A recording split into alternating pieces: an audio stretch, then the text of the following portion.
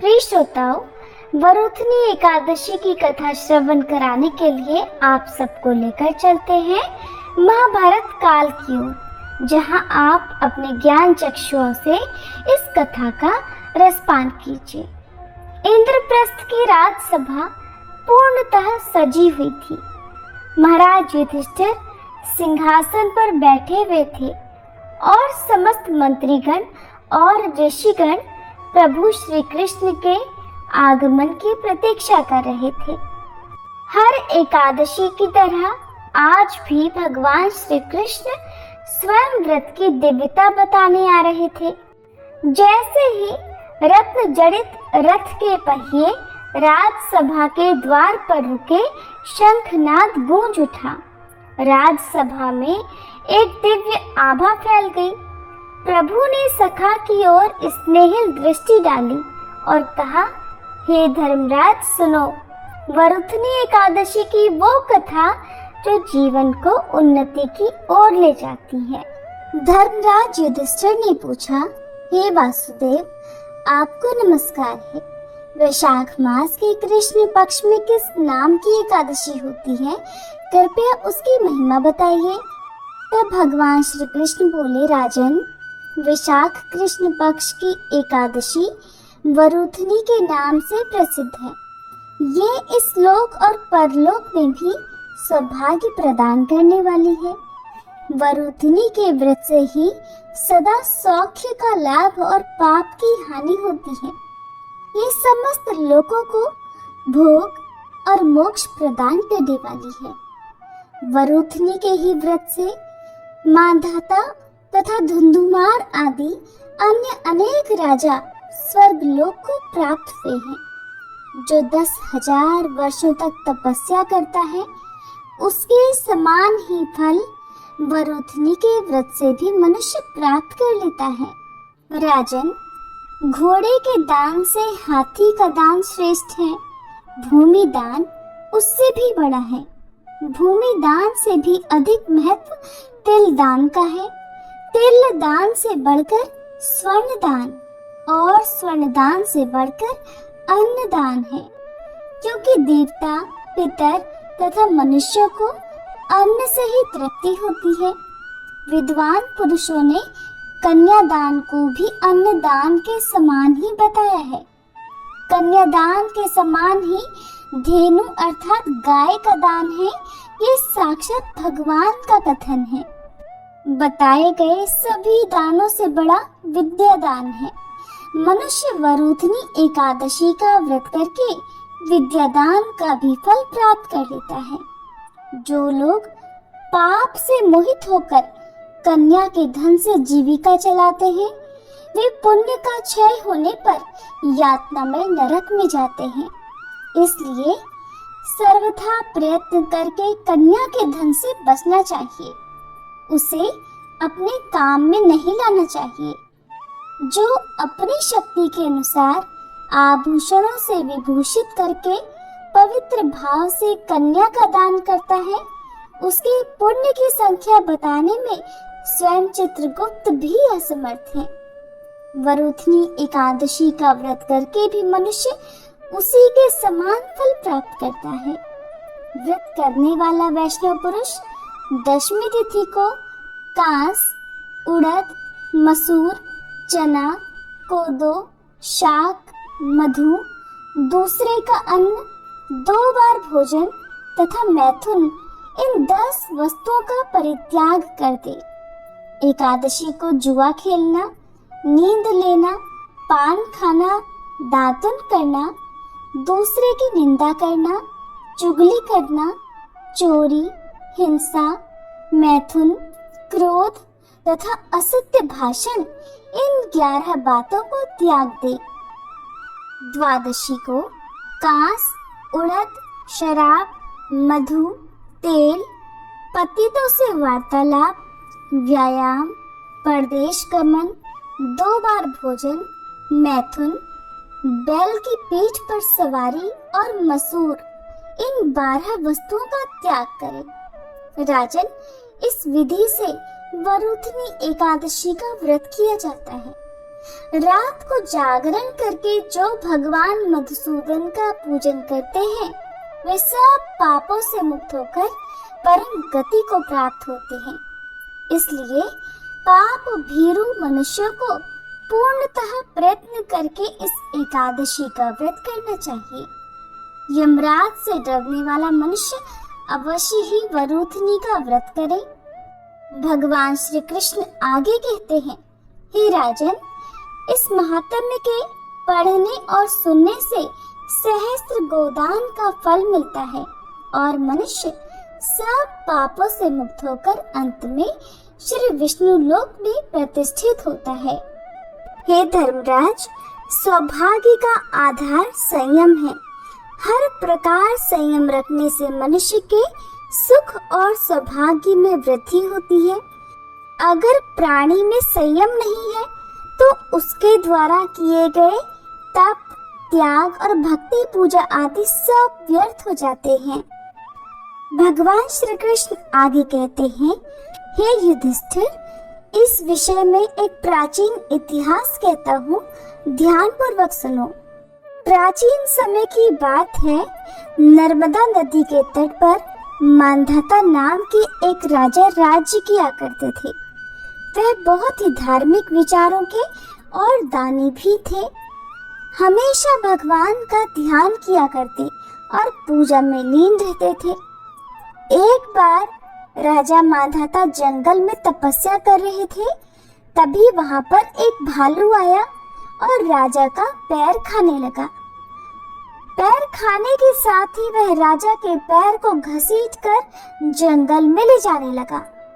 राजा भालू के पैर खाए जाने से बहुत घायल हो गए थे, जिस कारण खुद की रक्षा करने में पूरी तरह से असमर्थ थे। तब राजा मांधाता ने अपनी रक्षा के लिए भगवान श्री विष्णु से प्रार्थना की। राजा की करुण पुकार सुनकर भगवान विष्णु ने अपने चक्र से भालू को मारकर उनकी रक्षा की। लेकिन जब राजा ने अपना पैर देखा तो और भी अधिक दुखी हुए। फिर भगवान को याद किया। भगवान श्री विष्णु प्रकट हुए। तब राजा ने उनसे पूछा कि प्रभु, शारीरिक और मानसिक कष्ट से कैसे मुक्ति पाई जा सकती है? तब भगवान ने कहा कि हे राजन, ये तुम्हारे पूर्व जन्म का अपराध था। अब तुम मथुरा जाकर श्रद्धा पूर्वक वरूथनी एकादशी का व्रत रखो और मेरे वराह अवतार की पूजा करो। तब इस व्रत के पुण्य प्रभाव से तुम्हारे अंग एक बार फिर से पहले की तरह हो जाएंगे। तब राजा ने भगवान को प्रणाम किया और मथुरा चले गए। वहां पर भगवान की श्रद्धा पूर्वक पूजा आराधना की। एकादशी का दिन आने पर श्रद्धा पूर्वक उन्होंने वरूथनी एकादशी का व्रत भी किया और इस व्रत के पुण्य प्रभाव से उन्हें अपना पैर वापस मिल गया। उनके अंग पुनः पहले की तरह हो गए और इस प्रकार उन्हें हर तरह के शारीरिक और मानसिक दुखों से भी छुटकारा मिल गया। भगवान श्री कृष्ण ने जब वरूथनी एकादशी का महत्व प्रतिपादित किया तब धर्मराज युधिष्ठिर ने उसको हृदय से ग्रहण किया। उन्होंने कहा, हे माधव, आपके वचनों से मेरे समस्त संदेह दूर हुए। मैं इस व्रत का पालन करूंगा और अपने राज्य में भी इसकी परंपरा स्थापित करूंगा। इस प्रकार यह दिव्य वार्ता समाप्त हुई, जो धर्म, भक्ति और मोक्ष का मार्ग प्रशस्त करती है। सभी प्रेम से बोलिए श्री कृष्ण भगवान की जय।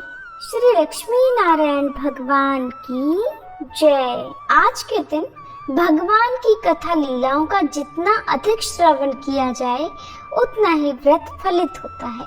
जो लोग व्रत रखने में समर्थ नहीं है उन्हें भी इस दिन भगवान की कथा लीलाओं का श्रवण करना चाहिए।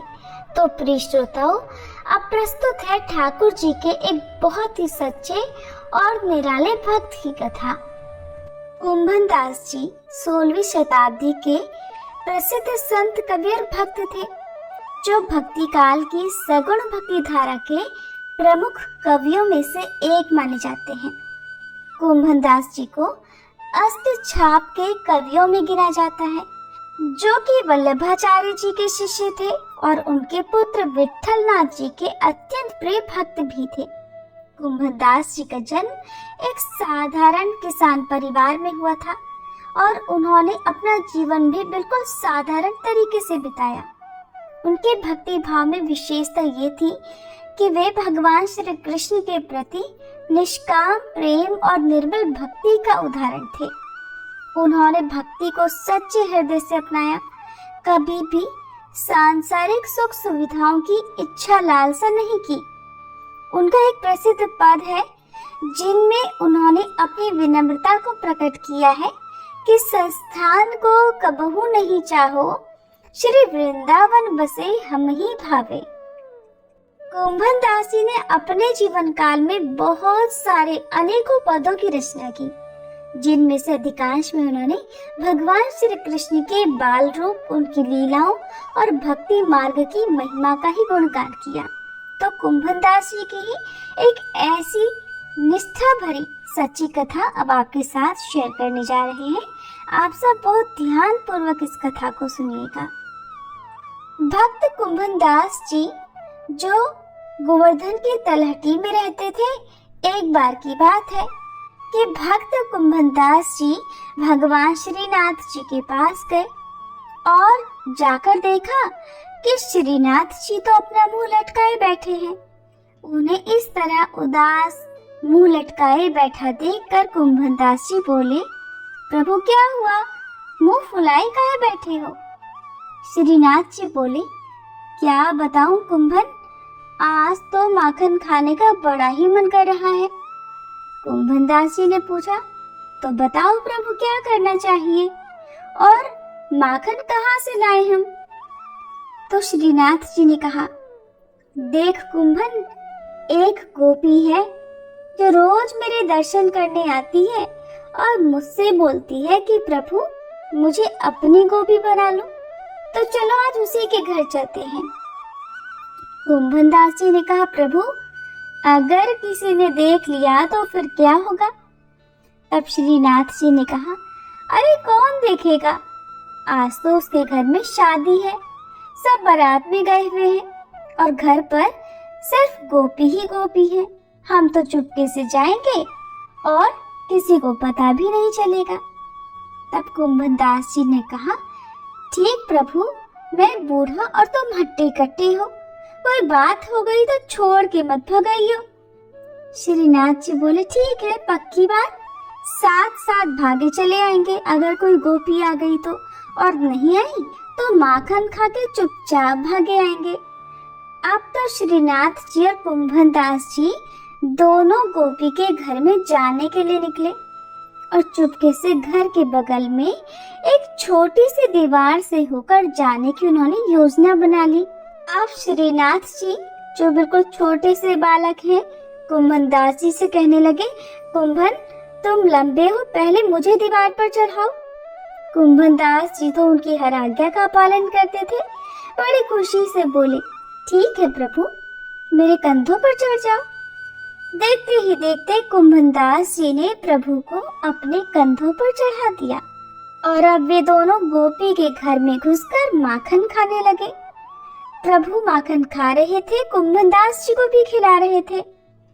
कुंभन दास जी की मूंछों में और मुंह पर माखन लग गया। तभी अचानक श्रीनाथ जी को एक बूढ़ी माई एक खाट पर सोती हुई नजर आ गई, जिनकी आंखें सोने के कारण आधी खुली और आधी बंद थी और उनका सीधा हाथ बगल की तरफ लंबा हो रहा था।